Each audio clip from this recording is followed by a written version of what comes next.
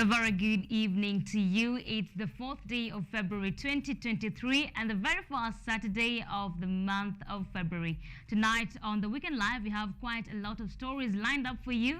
But first, let's take a look at stories hitting the headlines tonight.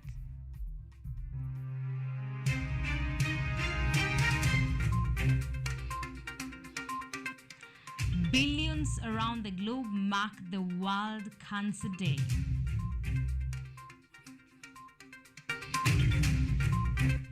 President Ruto attends the East African Leaders Summit in Burundi.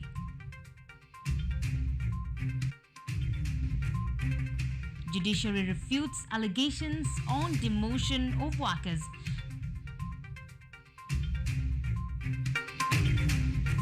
And in the world of sports, KPL's bankers bank 3 points against struggling Mathare United.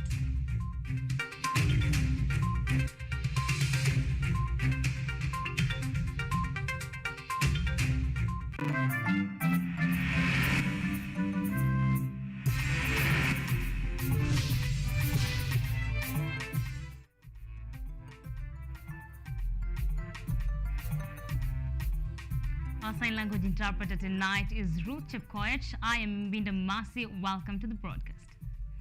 February 4th remains the day set aside for billions around the globe to mark the World's Cancer Day. The day is usually used to raise awareness about cancer and to encourage its prevention, detection and treatment. Israel Omwai has more on that story. Living with cancer has proven to be a wall that many Kenyans struggle to break through due to high cost of treatment it attracts, with this challenge being compounded by poverty making access to treatment more difficult. Health Cabinet Secretary Susan Nahumicha on this special day toured Garissa County, where he launched a cancer regional center at Garissa Referral Hospital in Garissa County in a bid to encourage cancer prevention, detection and treatment. Today, a group of cyclists cycled a distance of about 400 kilometers from Meru through Laikipia, Nyeri, Kirinyaga, Embu and back to Meru in a bid to create awareness and encourage residents of Mount Kenya to show up for cancer screening. Joseph Mthiga, who lost his wife to cancer in 2017, appealed to the government to ensure that more cancer specialists are posted to the local facilities to help with screening and management of cancer-related ailments. The report on cancer in Kenya, which was compiled after analyzing the National Cancer Registry data for 2021-2022, showed that a total of 42,116 new cancer cases are recorded every year. The report also indicates that 2 out of 3 people diagnosed with cancer are likely to succumb to the disease, as 70% of cases are diagnosed in advanced stages, with only 23% cancer patients accessing cancer management services they need. Some of the causes of Kenya's number 3 killer disease include poor lifestyle habits, smoking, alcohol consumption, lack of exercise and unhealthy diets. Globally, breast cancer kills more women than any of the other cancers combined. In Kenya, it is not just breast cancer that is ravaging families, but other cancers too, killing over 27,000 Kenyans annually. Israel Omwai, KUTV.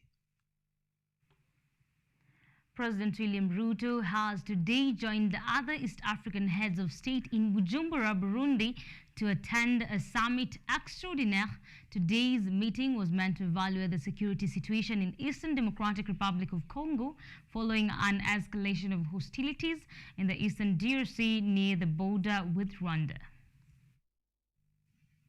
President William Ruto earlier on today attended an extraordinary summit held in Bujumbura, bringing together East African heads of states to discuss the deteriorating security situation in the east of the Democratic Republic of Congo. Among the other heads of states in attendance were President Suluhu Hassan of Tanzania, Felix Tshisekedi of DRC, Salva Kiir of South Sudan, Paul Kagame of Rwanda, Yoweri Museveni of Uganda, and Evariste Ndayishimiye of Burundi. President Ruto on his Twitter account appealed for the international community to audit industrial supply chains and ensure that global production and consumption honor the Congolese resource sovereignty and not profit out of conflict and human suffering. The president further called for the world to let the Democratic Republic of Congo to enjoy its resources. Ruto further called for concerted efforts to solve the matter expeditiously. Today's extraordinary summit of heads of state comes just days after Pope Francis visited DRC, where he made a striking speech condemning what he calls economic colonialism inflicted on the residents of the region. The Pope urged armed groups to lay down their weapons in order to mitigate violence, which has led to mass displacement of people in eastern DRC. Torn by war, the Democratic Republic of Congo continues to witness within its confines conflicts and forced migrations, and to suffer from the terrible forms of exploitation unworthy of humanity and creation. This country, so immense and full of life, this diaphragm of Africa, struck by the violence like a blow to the stomach, has seemed for some time to be grasping for breath. Today's one-day summit marks the second trip of President Ruto out of the country this week alone after visiting Somalia earlier on in the week. Joseph Kess, KUTV. President William Ruto is expected to meet governors next week to solve the disputed 2022-2023 county fundings. The summit, which brings together the president and governors, comes after a meeting chaired by the Deputy President Rigathi Gachagua failed to reach its objectives. The Council of Governors maintains its stance that the equitable share be increased from 380 billion to 425 billion shillings, a suggestion that Gachagua didn't agree with. The National Treasury says it cannot increase the amount, while at the same time Commission on Revenue Allocation wants 470 billion shillings.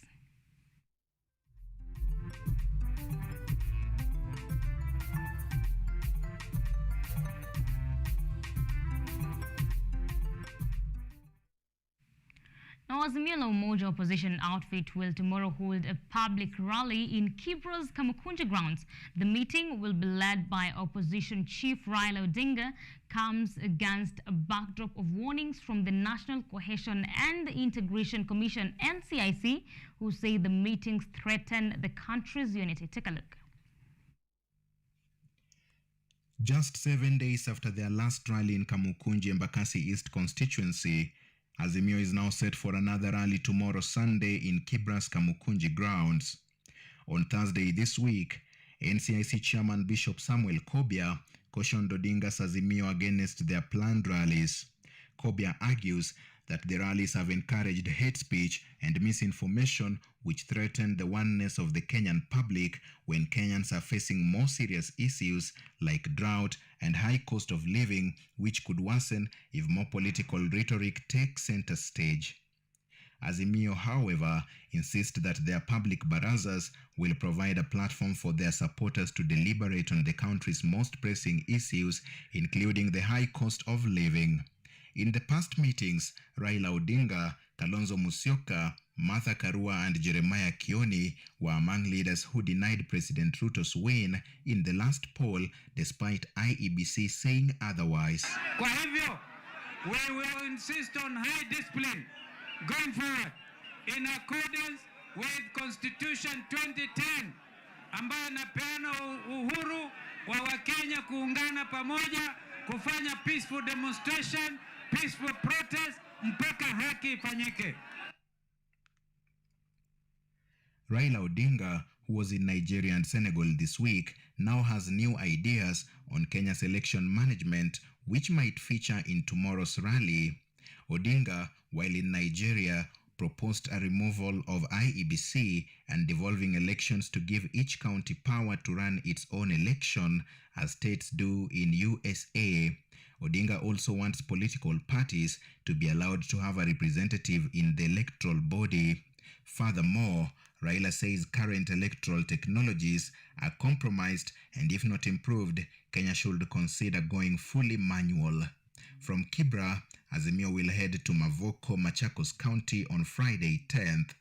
Dennis Omondi, KUTV.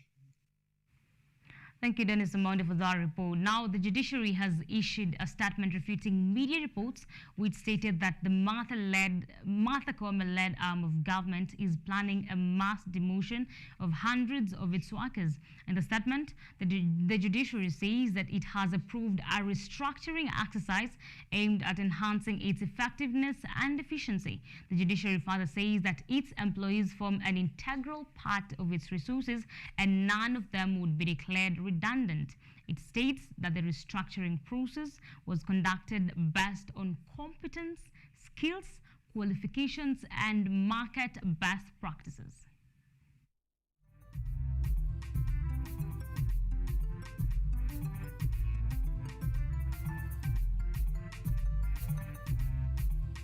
Environmental activists from Kilifi County are now calling upon the government to take actions against the people who are cutting baobab trees from the county for their own financial gains. They claim that cutting down of the trees has rapidly increased in the area, despite President Ruto giving an order in November last year that sought to stop the illegal logging.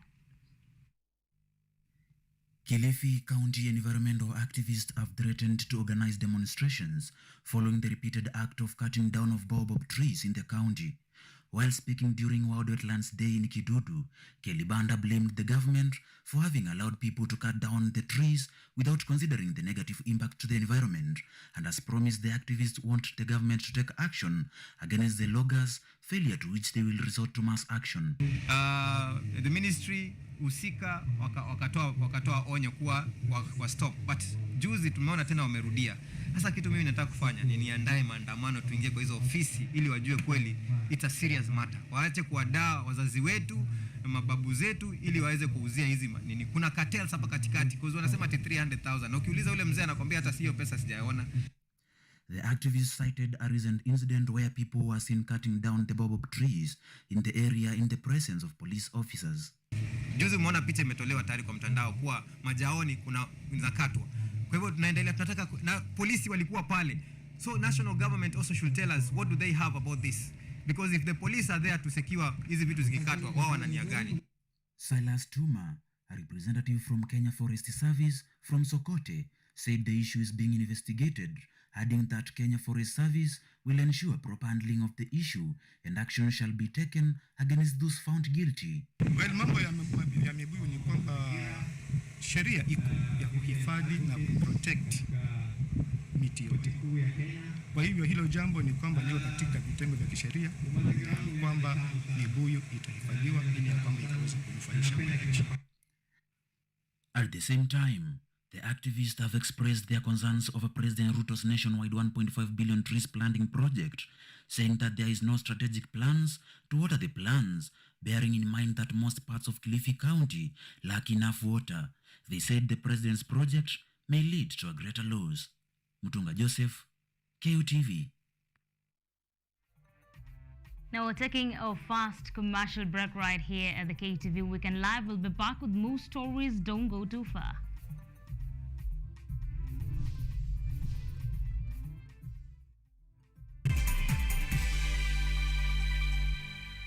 Vera Beauty and Fashion College is focused on being the leading technical and vocational training institute in the region. Our team possesses in-depth knowledge and extensive experience in the industry, offering thorough training in cosmetology, hairdressing, interior design, creative arts, training of trainers, nail technology, and fashion design. With branches in Nairobi, Thika, Meru, Eldoret, and now in Mombasa, our courses ensure that learners are completely equipped with knowledge, competency, and employability skills. Enroll today to be a part of a center of excellence. ZACAM is an individual or a group of men and women who believe in research and innovation, and especially in the medical field, where especially we are dealing in orthopedic care. ZACAM has come up with a product or an innovation called the hip spiker table. So this hip spiker table, we came up here in locally, and we are producing it here in our workshop. We've also come up with another innovation called the fracture chair table. This one is normally used for fractures, especially for adults. I'm a freshman in Kenyatta University. This is all what I've heard about campus. Campus is full of freedom. Ni cumulative. Mchezo hiyo ili poka gani kwani?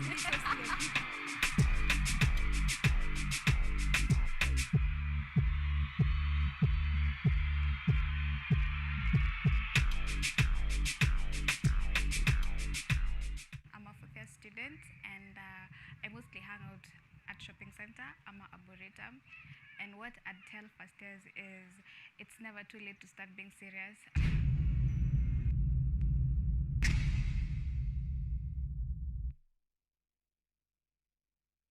Welcome to Children's Corner. I am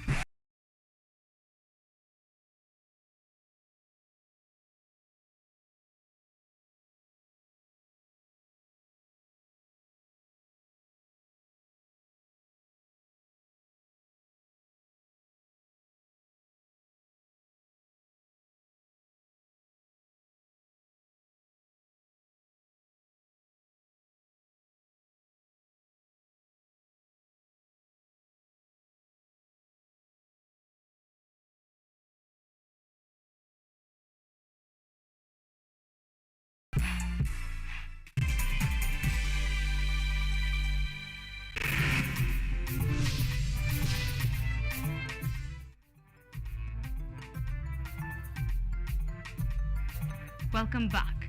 Narok Governor Patrick Ole Ntuntu has vowed to rid the county of runaway corruption. The governor's sentiments were informed by a report released by the Ethics and Anti-Corruption Commission (EACC). The survey showed Narok County at the top of the list of counties where bribery demands were rampant. Ntuntu says his administration will cooperate with the national government to end the vice. Take a look. Narok Governor Patrick Ntuntu has committed to end corruption in the county, citing an EACC report released in 2021, in which the county had appeared top in the corruption index. Ntuntu says he will do this by ensuring all the departments perform their duties in a transparent way. Ntuntu, who spoke during a meeting with the County National Government Administration Officers Ngao, said his government will uphold transparency in delivering services to the people, and those found taking bribes will be exposed and prosecuted in the court. Ndiposa unaona hata national CS Njeru tumemwambia haja angalie issue sahihi ardhi hapa lands office. Lands office hii yetu atukitaka title deed unapewa shilingi lazima ulipe shilingi 1201. Ya nini? Na hiyo service ni free.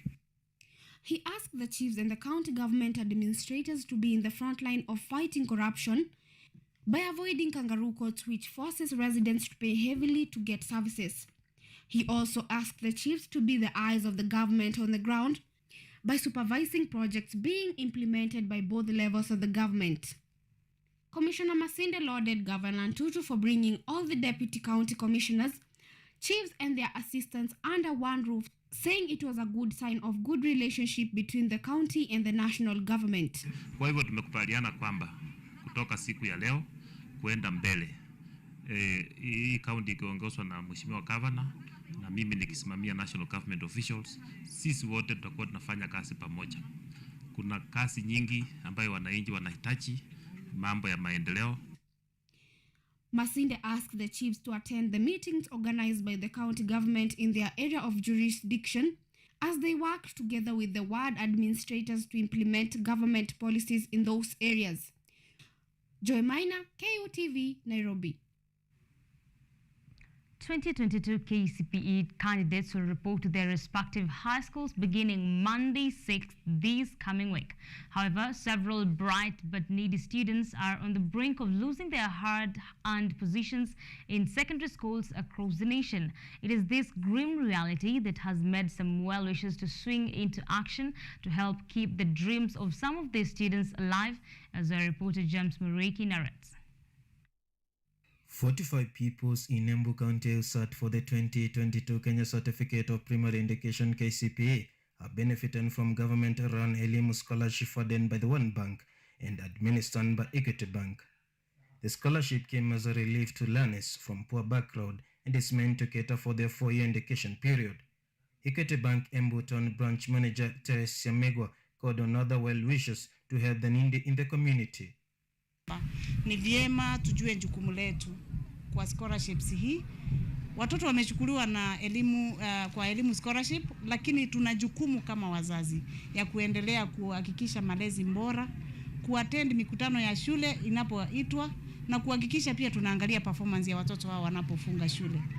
In Homa Bay County, Governor Gladys Wanga launched a scholarship program where over 270 bright and needy pupils selected to join Form 1 in Homa Bay County are benefited.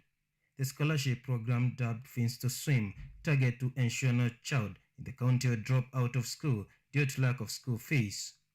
Wanga saying that the support will cover both secondary and university on the condition that they perform well. They're asking you to swim to any distance that you can.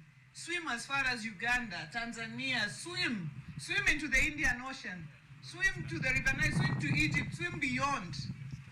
Swim and be better than all of us who are here today. And allow me to thank the County Assembly of Homa Bay.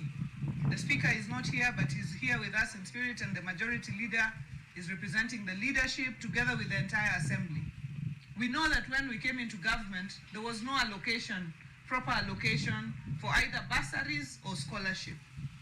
And you, through your team and tenacity, you went into the Assembly, allocated 130 million for the bursary and scholarship program.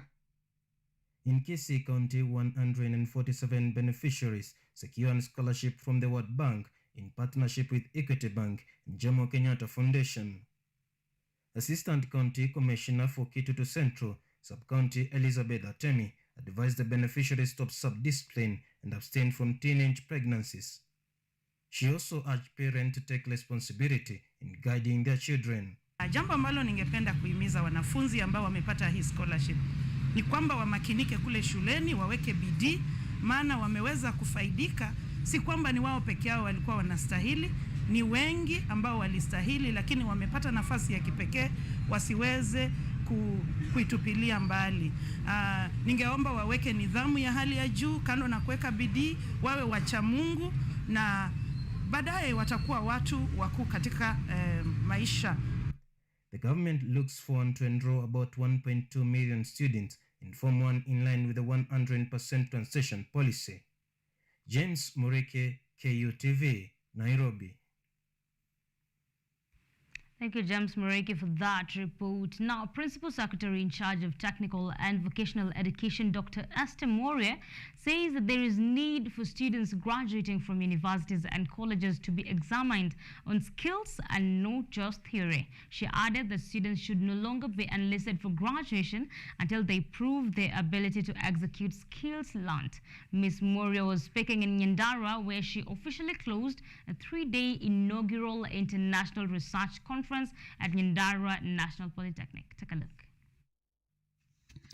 Speaking at Nyandarua National Polytechnic on Saturday 4th, the Principal Secretary in charge of Technical and Vocational Education, Dr. Esther Moria, has emphasized the need for the students graduating from universities and colleges, and especially those pursuing technical courses, to be examined on the demonstrated skills they have learned instead of just sitting for examinations and getting approved for graduation. That we have to come out of you students as skilled people. We want to do away, and Professor Kitainge is where is he? Is helping me a lot to do away with education and training as far as our institutions are concerned. We want to talk skills. We want to talk skilling. And so, you students, until and unless you are skilled, you are not going to graduate. If you don't like me for this, it is okay. The Deputy Governor of Nyandarua, Mathara Mwangi, who was also present at the event, said that the kind of innovations presented by the graduates were the best. Mwangi said that they are committed to partner with the institution and take the innovations for mass production to compete with other researchers and innovators. And therefore, I do not see why it will be stopped for us here in this institution to have those sort of innovations. And where we come from, where we stand as Nyandarua County government, we are committed, Dr. Ngayo and your team, we are committed to partner up with you, such that those innovations you have in this college, we can take them to the next level for mass production, so as we can compete in as far as this country, our country, Kenya, is concerned. The principal of Nyandarua National Polytechnic College, Felix Mungatu, said that the institution has partnered with Kenya Industrial and Property Institute on matters pertaining to innovation by staff and trainees and how to commercialize them. Mungatu added that they are about to launch their Technology and Innovation Support Center that will support the community of Nyandarua County and beyond. The Polytechnic has also entered into partnership with the Kenya Industrial Property Institute on the patenting of innovations by staff and trainees. And that's why I confirmed to you most of our innovations are patented. We are now just waiting to take them now to upscale them or commercialize them. Through KIPI, we are also about to launch our Technology and Innovation Support Center. This is going to support our community here, Nyandarua County and beyond. There is the need for government to expand the Technical and Vocational Training Institute in order to increase training opportunities for youth and increase skilled human capital. Muhsin Mohammed, KUTV. The National Environment Management Authority, NEMA, backed by Murang'a County Security Team, has closed 4 quarries operating near Thika Sagana railway line. According to Murang'a County Commissioner Karuku Ngumo, the quarries pose a threat to human life with risk of the railway line collapsing. 4 quarries have been closed by the National Environment Management Authority, NEMA, for operating near the Thika Sagana railway line at Kihiumwiri area in Murang'a County. The quarries established at a land said to be belonging to Del Monte Company were putting the recently rehabilitated railway line at risk of collapsing, posing a threat to human life. According to Murang'a County Commissioner Karuku Ngumo, corrupt business people invaded the land and started mining construction stones without the necessary approvals. Tuliweza kupata ripoti ya kwamba kuna watu wanafanya kware katika reli, na hiyo inahatarisha sana usafiri katika reli. Inatoka Nairobi mpaka inaenda Sagana mpaka Nanyuki. Kwa hivyo tumeweza kukagua hizo kware ziko pale, tukapata ya kwamba hasina license. The county NEMA officer Kennedy Njau said it was not the first time to close operations of quarries operating near critical infrastructure like railway lines.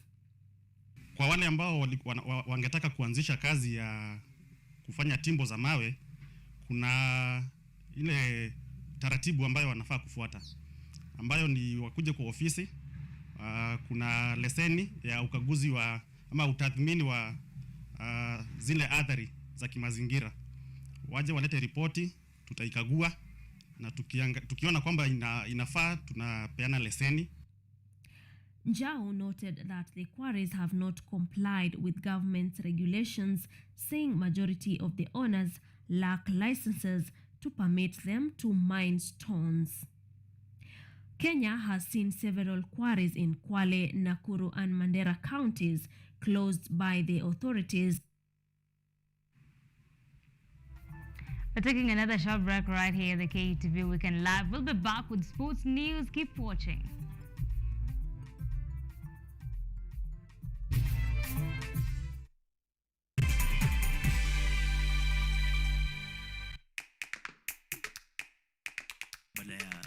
kutafuta kazi, tunaweza kuanzisha miradi yetu ambayo ingetusaidia kubadilisha maisha ya wazazi wetu. Kwa vijana wenzangu, wengi hawana kazi, lakini ikiwa sisi wenyewe tutajiamini, tunaweza kujiajiri wenyewe. Afrika kwa kweli tuna mahitaji ambayo ukiyasuluhisha unaweza kuathiri watu kwenye bara hili bila uoga. Watu huwa na uzalishaji zaidi, wanajawa na ujasiri, wanakuwa wabunifu na wanakuwa wenye maarifa. Niliamua kuacha kazi, hata kama sitafanikiwa, nitakuwa nimejaribu, nitakuwa najua haiwezekani. Hakuna kitu cha ajabu hapa. Kila anayepata ufanisi hufanya kazi usiku na mchana. Kitu kitakusukuma na kuwezesha kupata maarifa ambayo hukuwa nayo. Tunajaribu kutengeneza kitu kitakachopita mipaka ya nchi hii. Ikiwa unataka kubadilisha ulimwengu, anza na nyumbani.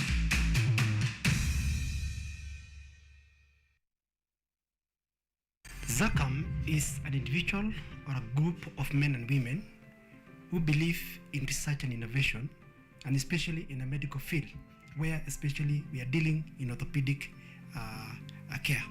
ZACAM has come up with a product or an innovation called the hip spiker table. So this hip spiker table, we came up here in locally, and we are producing it here in our workshop. We've also come up with another innovation called the fracture chair, a table. This one is normally used for fractures, especially for adults.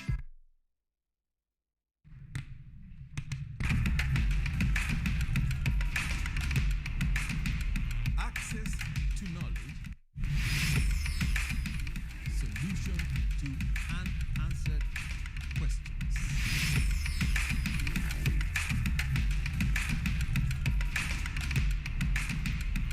Guidelines to pursuing your rights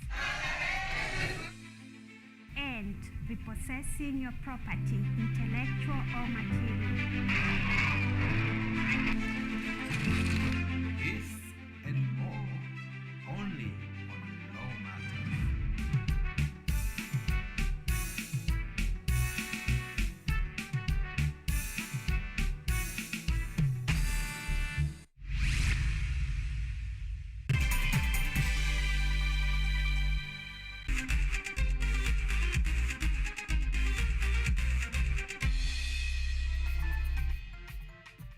Welcome back. Let's get sporty. Tusker FC shared a spoil with Kariobangi Sharks at Ruaraka grounds, while dominant KCB thrashed Mathare United 2-1 at Kasarani Annex in the Football Kenya Federation Premier League to pile more pressure on struggling Mathare United. Kennedy winner opened the score sheet for the Bankers after netting in the fastest goal in the Kenya Premier League this season before Andrew Donald equalizer in the 14th minute. Nicholas Kikirui's 74th minute strike proving to be the difference between the two sides.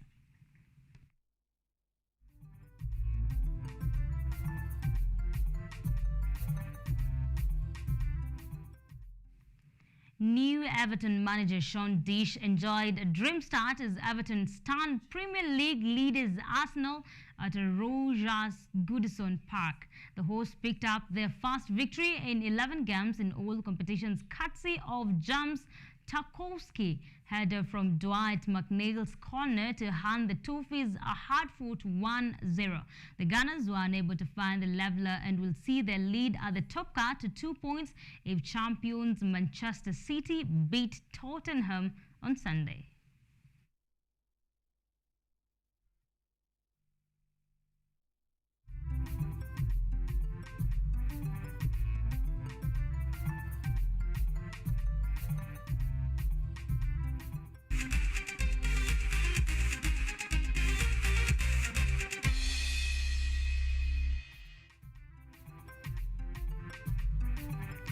That story brings us to a wrap right here at the Weekend Live. Many thanks for joining us tonight, and special thanks to everyone that has made this bulletin a success. You can send in your feedback and comments concerning our bulletin on our social media handles at KTV_Kenya, at Mercy Imbinda. The hashtag is Weekend Live. Remember, you can also get this bulletin and all our subsequent bulletins on YouTube at KTV Kenya, or on our website at www.kutv.co.ke.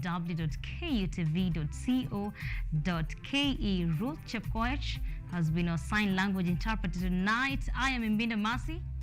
Have a good night.